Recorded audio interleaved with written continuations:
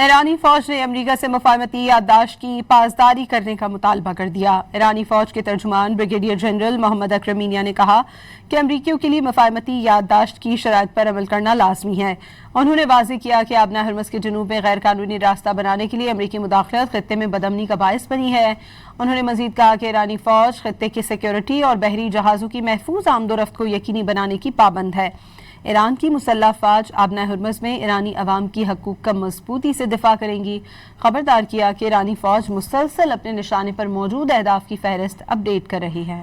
ایرانی فوج نے امریکہ سے مفاہمتی یادداشت کی پاسداری کرنے کا مطالبہ کر دیا۔ ایرانی فوج کے ترجمان بریگیڈیئر جنرل محمد اکرم مینیا نے کہا کہ امریکیوں کے لیے مفاہمتی یادداشت کی شرائط پر عمل کرنا لازمی ہے۔